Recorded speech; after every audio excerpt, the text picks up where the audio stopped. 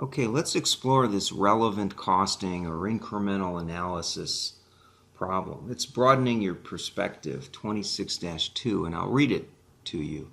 MiniTek manufactures private label small electronic products such as alarm clocks, calculators, kitchen timers, stopwatches, and automatic pencil sharpeners.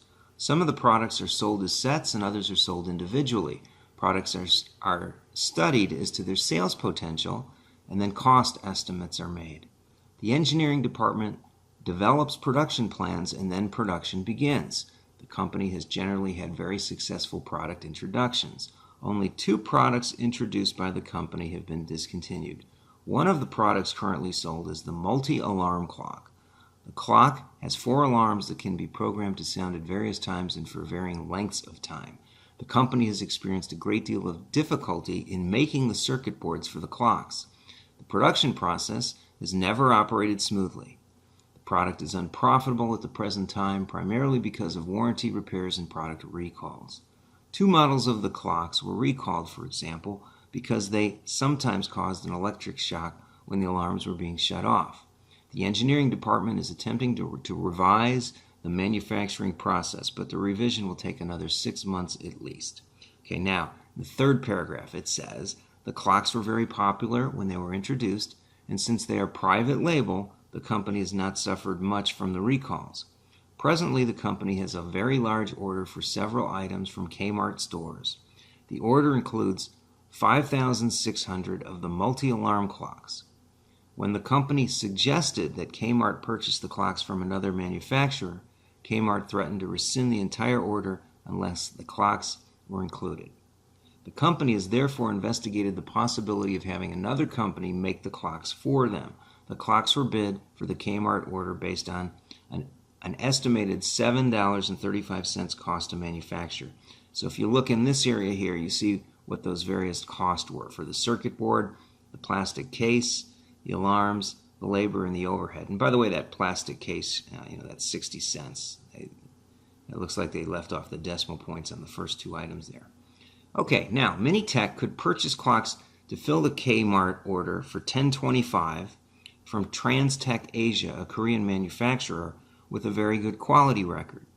Transtech has offered to reduce the price to $7.75 after MiniTek has been a customer for 6 months, placing an order of at least 1,000 units per month. If MiniTek becomes a preferred customer by purchasing 15,000 units per year, the price would be reduced further to $4.75. Now, Omega Products, a local manufacturer, has also offered to make clocks for MiniTek. They've offered to sell 5,600 clocks for $5.45. However, Omega Products has been in business for only 6 months.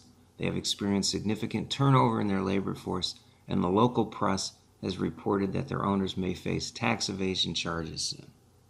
Okay, the owner of Omega Products is an electronic engineer, however, and the quality of the clocks is likely to be good. If MiniTek decides to purchase the clocks from either Transtech or Omega, all the cost to manufacture could be avoided, except a total of $1,120 in overhead cost for machine depreciation. The machinery is fairly new and has no alternative use.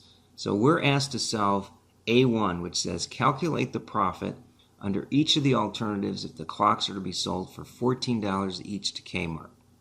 Okay, so what I'm going to do is move this over now. Okay, and I may have to slide a little to show you how we lay this out. But here's our 3 alternatives. We can make it, we could buy it from Transtech, right? We could buy it from Omega. All right, so the selling price they gave us was $14. So it's $14 under all 3 scenarios. Then we've got to figure out what are our variable manufacturing costs. Well, those only exist let me just take it down this far, under the make option. So back over here, let me slide and move this a little bit. See if I can get this here. Yeah, so back over here we have the cost of the circuit board and the cost of the plastic case, the alarms, the labor cost, and the overhead.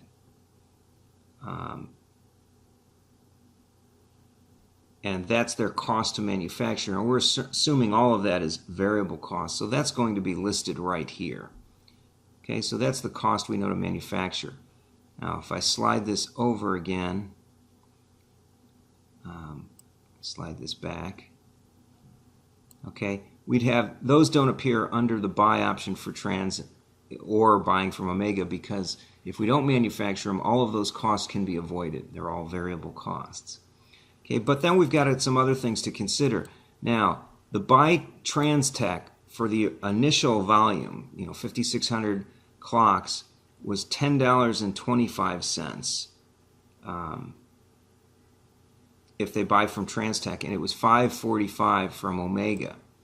All right, now there's one other part we need to consider, which was that fixed manufacturing overhead.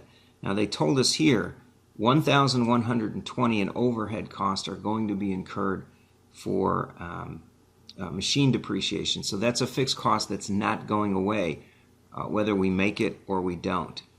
Okay, so what that means is that cost was already considered in the overhead cost of making it on our own.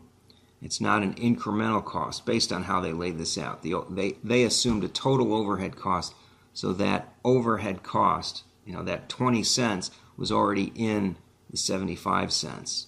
Okay, so to keep from double counting, we don't include it here, but we do have to include the 20 cents here. Now you may wonder, how do we come up with 20 cents? And now I got a slide to show that to you.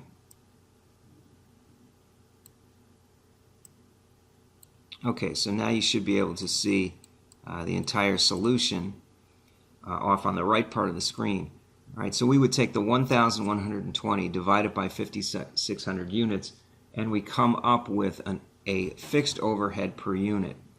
And it's only the fixed overhead that goes here, because it was already included in the 75 cents here.